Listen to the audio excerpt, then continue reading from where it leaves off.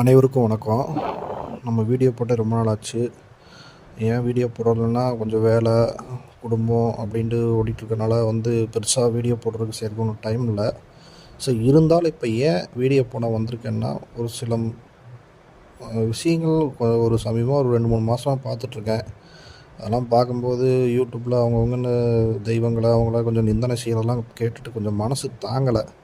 சரி, நம்ம அதை பற்றி ஏதாவது போடுவோம் அப்படின்னு சொல்லிட்டு தான் போடலான்னு வந்தேன். சரி, இப்போ உங்களுக்கு ஒரு சின்ன ஒரு விளக்கம் ஒன்று சொல்கிறேன், ஒரு கதை சொல்கிறேன். அந்த கதையை கேளுங்க. காகபுசுண்டர்னு ஒரு சித்தர் இருக்கார்.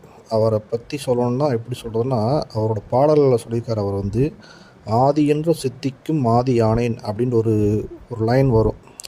ஏன் அந்த லைனை சொல்கிறேன்னா, ஆதி என்ற சித்துக்கும் ஆதி ஆனேன்னா எல்லாத்துக்கும் மூத்தவனாக நான் இருக்கேன் அப்படின்ற மாதிரி சொல்கிறாரு.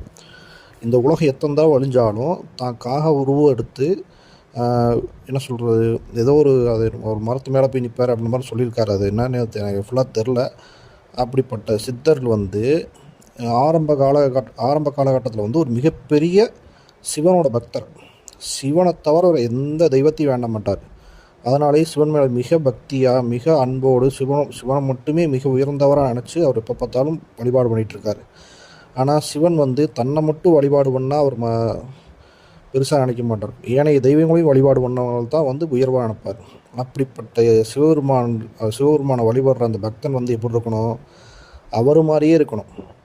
அப்போ இவர் என்ன பண்ணார்னா, மகாவிஷ்ணுவான நாராயணனை பெருசாக கண்டுக்கல. இவருக்கு தெய்வம்னா அது சிவபெருமான் தான் அப்படின்ற மாதிரி அவர் வந்தோடனே அவர் நிந்தனை செஞ்சுட்டு இருந்தோடனே சிவபெருமானால் சபிக்கப்படுறார்.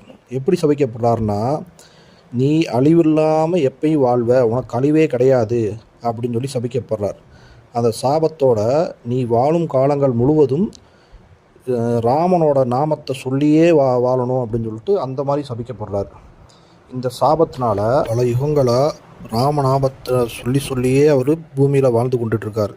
ராமா ராமா ராமா ராமாண்டே சொல்லி அந்த காகபுஜன்ற சித்தர் வாழ்ந்துட்டுருக்கார்.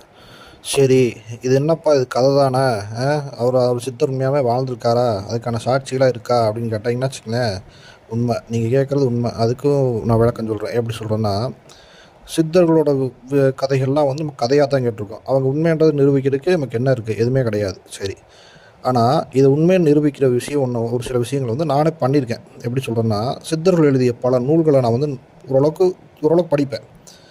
அவங்களோட இந்த ரசவாத நூல்களை ஒரு சில விஷயங்கள் நான் படிச்சிருக்கேன். அதனோட சில செந்தூரங்கள்லாம் செஞ்சு பார்த்துருக்கேன். அந்த செந்தூரங்களை சாப்பிட்டும் பார்த்துருக்கேன். அதனால் உடலில் முன்னேற்றங்கள் நடக்குது, இல்லைன்னா சொல்லலை. அப்போ இந்த செந்தூரங்களை எழுதினவங்களும் சித்தர்கள் தான். என்ன, அப்போ அவங்களோட வழியில் அது மாதிரி செஞ்சு பார்த்து அதனால் உடலில் எந்த ஒரு தீங்கு வராமல் முன்னேற்றம் ஏற்படுது. அப்போ சித்தர்கள்ன்றவங்க உண்மையாகவே இருந்திருக்காங்க. அப்பேற்பட்ட சித்தர்களுக்கே இப்படி ஒரு நிலைமையை தெய்வங்களால் ஏற்படுத்த முடியுதுன்னா, அற்பர்கள், சாதாரண மனுஷர்கள் நம்ம தெய்வங்களை போய் நிந்தனை செய்யலாமா? சரி, செஞ்சதுக்கான கூலி கண்டிப்பாக இறைவன் கொடுப்பான், கொடுக்காமலாம் இருக்க மாட்டான். அதுக்குன்னா இது தேவையில்லாத வேலை. அவங்க இதை பார்த்துக்கிட்டு அவங்க வாட்டுக்கு இருந்துட்டால் நல்லது. நான் இன்னொன்று மட்டும் நல்லா அழுத்தி சொல்கிறேன். இந்துக்களையும் ஒருபோதும் உங்களால் அழிக்க முடியாது. ஏன் அப்படி சொல்கிறேன்னா, இது நேற்று இன்றைக்கி ஆரம்பித்தது கிடையாது. இந்த பூமி என்றைக்கு உருவாச்சோ அன்னையிலிருந்து இந்து கடவுள்கள் இருக்காங்க, இந்து தெய்வங்கள் இருக்காங்க, இந்து மக்கள் இருக்காங்க.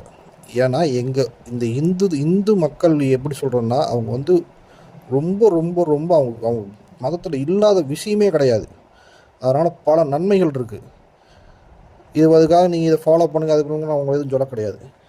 நீங்கள் தயவு செஞ்சு எங்களை மட்டும் நோண்டாதீங்க.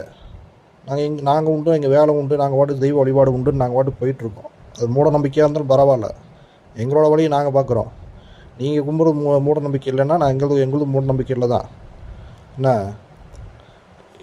நீங்கள் எத்தனை போர் செஞ்சாலும் சரி, என்ன பண்ணாலும் சரி, எத்தனை அவதூறாக பேசினாலும் சரி, எங்களை சங்கின்னு சொன்னாலும் சரி, யார் எப்படி சொன்னாலும் சரி, இந்துக்களை ஒருபோதும் அழிக்க முடியாது. இந்துக்கள்னு இல்லை, எந்த தெய்வங்களையும் யாரும் நிந்தனை பண்ணாதீங்க. ஏன்னா எல்லாமே தெய்வம் தான், எல்லாமே சாமி தான். சரிங்களா?